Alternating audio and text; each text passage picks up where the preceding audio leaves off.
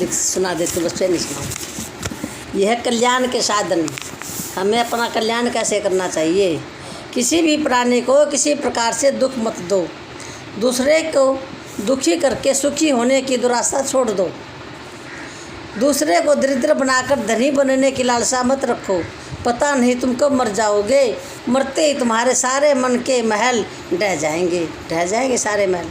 मनुष्य का भ्रम है कि जो वह अधिक काल तक जीकर आगे भोगने की आशा में दूसरों के भोगों को लूटना या उन्हें मारना चाहता है, मौत को सदा सिर पर सवार देखो और यह निश्चय समझो कि मौत आते ही तुम्हारा कहीं कुछ भी नहीं रहेगा। मरने के एक क्षण पहले मनुष्य न मालूम कितने मनसूबे बांधता है। घर में उसका एक स्थान है, वह घर का एक मालिक या हिस्सेदार है, परंतु जहाँ मौत आई उसके सारे मनसूबे जो के तो रह जाते हैं। उसका घर में कोई भी स्थान नहीं रहता। घर की जिन चीज़ों को मेरी मेरी कहते हो, जिन चीज़ों को अपनी बनाना चाहते हो, उन सब से तुम्हें ज़बरदस्ती अपना संबंध छोड़ देना पड़ेगा।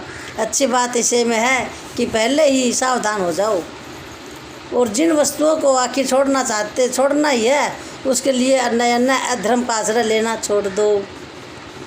किसी वस्तु को अपनी मत समझो। किसी वस्तु का अहंकार मत करो। किसी वस्तु की कामना ना करो। जगत में बेपरवाह रहो और मस्त हो जाओ। मस्ती की मौत भी मौज ही होती है। धन नाम कीर्ति सम्मान कमाने की चाह छोड़ दो। कमाई करो अच्छे आचरण की, सद्गुणों की, वैराग्य की, ज्ञान की और भगवत भक्ति की। तुम्हारे पास बहुत धन है, परिवार भी बड़ा है, जगत में तुम्हारा काफ़ी अच्छा नाम है, लोग तुम्हारे पैर पूजते हैं, परंतु यदि तुम्हारा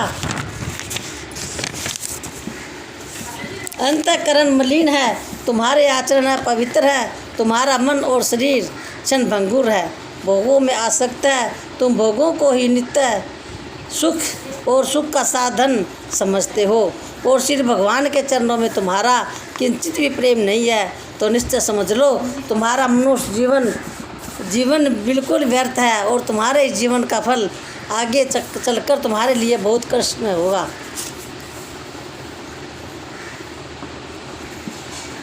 सदा अंतःकरण की पवित्रता बनाने में ही लगे रहो।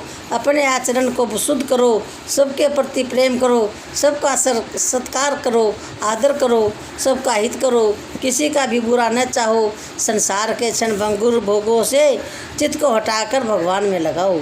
इस बात की परवाह छोड़ दो कि लोग तुम्हें क्या कहते हैं। लोग तो अपने अपने मन की कहेंगे। राग द्वेष का चश्मा जैसा होगा वैसा ही कहेंगे। उनकी प्रशंसा भूलो मत और उनकी निंदा से घबराकर अपने लक्ष्य से हटो मत। सब काम भगवान की प्राप्ति के लिए करो और इस बात का सदा ध्यान रखो कि जिस कार्य में किसी भी प्राणी का अहित है, वह कार्य भगवान की प्रीति के लिए नहीं हो सकता। जिस कार्य में किसी का अहित हो, किसी का बुरा हो, वो कार्य भगवान को नहीं अच्छा लगता। भोगों की बातें अधिक न करो, न अधिक सुनो। उनमें जितनी ज़रूरत हो उतना ही मन लगाओ और उतनी ही उनके बारे की बात करो। शेष समय अपने मन और वाणी को भगवान की ओर लगाए रखो। शरीर से जो कुछ बुरा करो, जो कुछ करो, सब भगवान की सेवा समझकर करो। घर में अपने को मालिक मत समझो, घर एवं सेवक समझो, वरम घर नहीं वरम।